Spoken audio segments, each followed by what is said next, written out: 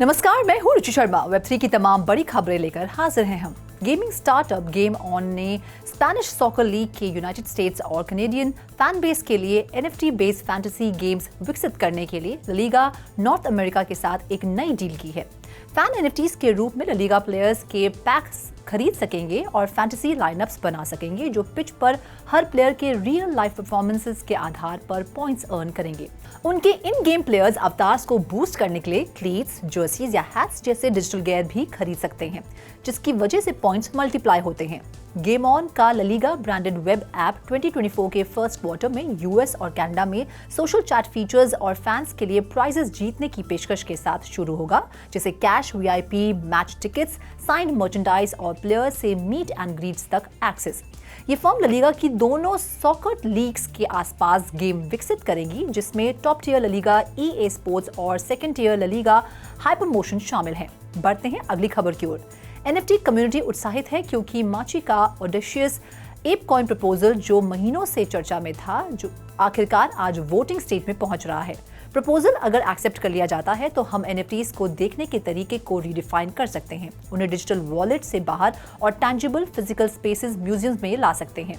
माची का प्रपोजल चुनिंदा एप्स, म्यूटेंट्स और पंक्स को प्राप्त करने के लिए 11 मिलियन एप टोकन के चौंका देने वाले उपयोग पर केंद्रित है। उसका लक्ष्य उन डिजिटल एसेट्स को म्यूजियम में शोकेस करना, उनके स्टेटस को महज कलेक्टिबल से बढ़ाकर आर्ट के रिकॉग्नाइज्ड पीसेस तक पहुंचना है।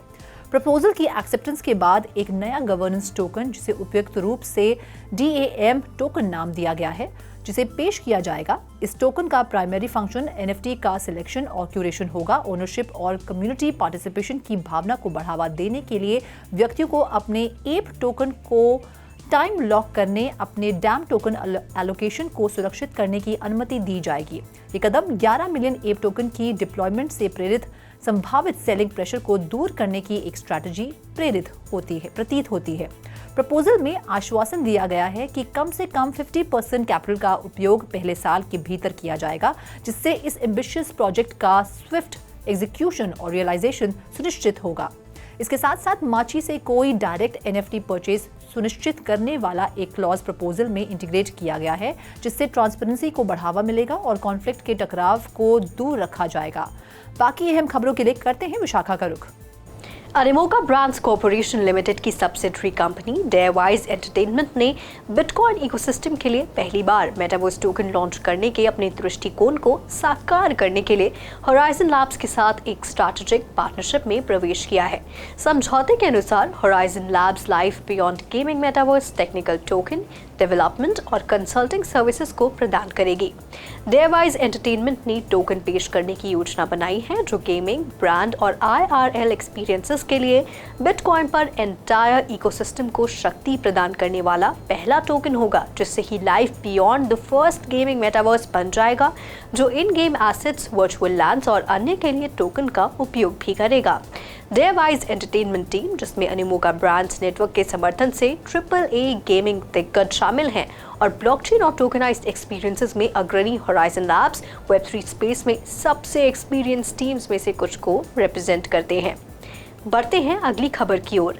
मेटा के CEO मार्क ज़करबर्ग ने आखिरकार अपने मेटावर्स होराइजन वर्ल्ड्स को वर्चुअल रियलिटी हेडसेट से लोगों के स्मार्टफोन और कंप्यूटर तक विस्तारित करने का कदम उठाया है। 3D avatar based social platform ने 15 सितंबर के ब्लॉग पोस्ट में घोषणा की कि उसने अपने पहले मेटा होराइजन वर्ल्ड को मोबाइल और वेब पर अर्ली एक्सेस स्टेट में लॉन्च करना शुरू कर दिया है। Immediately available only experience super rumble है, जो जुलाई के अंत में लॉन्च किया गया है। एक फ्री फॉर ऑल शूटर है जो 2 से 6 प्लेयर्स को 5 मिनट तक चलने वाले फास्ट पेस्ड मैचेस में एक साथ आने की इजाजत भी देता है। मेटा ने आगे कहा है कि आने वाले महीनों में और अधिक एक्सपीरियंसेस और वर्ल्ड्स प्लेटफॉर्म पर आएंगी। इनिशियल रोल आउट के साथ सिर्फ कुछ ही लोग इसे वेब या एंड्रॉयड पर मेटा क्वेस्ट ऐप पर एक्सेस कर पाएंगे। आने वाले हफ्तों में iOS रोल आउट की उम्मीद है। ओवर टू यू रोशनी। 14 सितंबर की एक कोर्ट फाइलिंग के अनुसार United states securities and exchange commission ने क्रिप्टो एक्सचेंज के खिलाफ चल रही जांच में Binance.us पर नॉन कोऑपरेशन का आरोप लगाया है।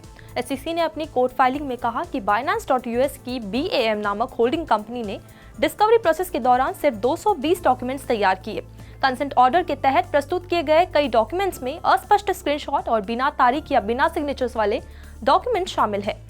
SEC ने कहा कि BAM ने गवाही के लिए आवश्यक गवाहों को पेश करने से इनकार कर दिया है। इसके बजाय सिर्फ 4 गवाहों की गवाही पर सहमति व्यक्त की है, जिसे उसने एक तरफा उचित समझा है। SEC ने global entity Binance holdings limited द्वारा प्रदान किए गए वॉलेट कस्टडी सॉफ्टवेयर सेफो के binance.us के उपयोग पर चिंता जताई।